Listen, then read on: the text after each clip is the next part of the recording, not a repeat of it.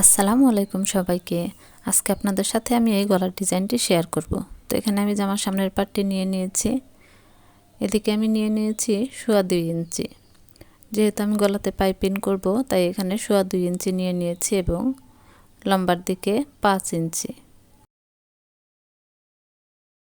একটি round shape এঁকে নিচ্ছি।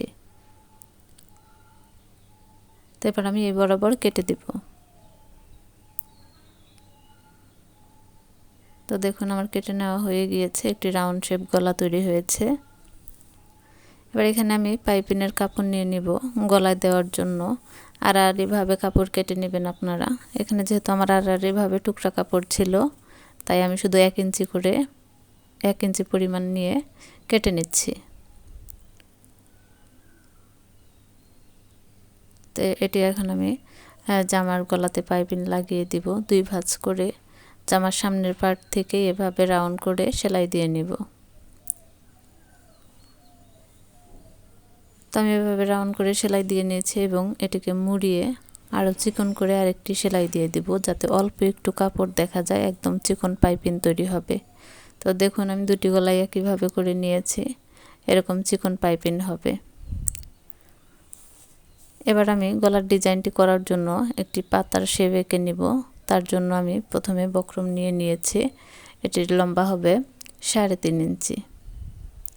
তো 3.5 ইঞ্চিতে মার্ক করে এখান থেকে আমি একটি পাতার শেপ এঁকে দিব। তো এভাবে রাউন্ড করে আমি পাতার শেপ এঁকে দিচ্ছি। আপনারা চাইলে ইচ্ছা করলে একটু ছোট বা বড় নিয়ে নিতে পারেন। তো এখানে 2 ভাঁজে কাপড় নিয়ে আমি একইভাবে পাতার শেপটি এঁকে নেব। তো এভাবে রাউন্ড শেপ দিয়ে আমি এঁকে নিচ্ছি। এবার কেটে দিব। তো পাতা দুটির মাঝখানে আমি বক্রমটি রেখে তারপর চতুর্পাশে সেলাই করে দিব। তো এভাবে আমি সেলাই করে নিয়েছি। প্রথমে ভেবেছিলাম 2টি পাতা দিব, পরে মনে হলো যে না 3টি দিলে ভালো হবে। অফ ক্যামেরায় আমি আরও একটি পাতা করে নিয়েছি।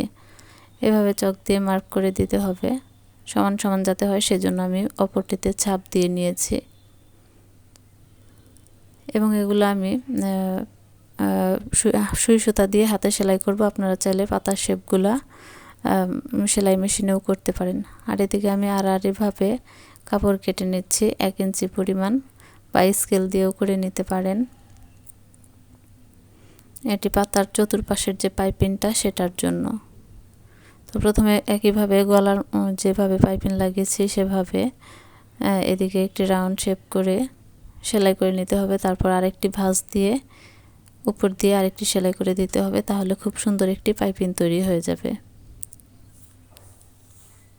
তো দেখুন আমি পাতাগুলো করে নিয়েছি এভাবে, আর এটি আমি সুই সুতা দিয়ে সেলাই করে নিয়েছি। আপনারা চাইলে মেশিনে সেলাই করে নেবেন। এবার গলার অংশে আমি বসিয়ে দেব।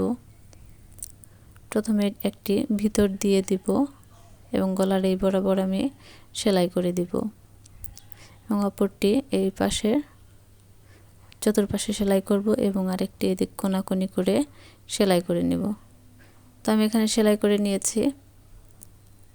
এবার মাঝখানে যে অংশটি আছে এখানে আমি বোতাম লাগিয়ে দিব। তো আমি কাপড়ে মুড়িয়ে নিচ্ছি, একটু টাইট করে মুড়িয়ে নিতে হবে। তারপর সুই সুতা দিয়ে এটি ভালো করে আটকে নিতে হবে। তো আমি সুতা দিয়ে পেঁচিয়ে আবার সেলাই করে সুন্দর করে টাইট করে নিচ্ছি। এবার নিচের যে বাড়তি অংশ আছে এটি আমি কেচি দিয়ে একদম ছোট করে কেটে নিব, যাতে উঁচু না হয়ে থাকে।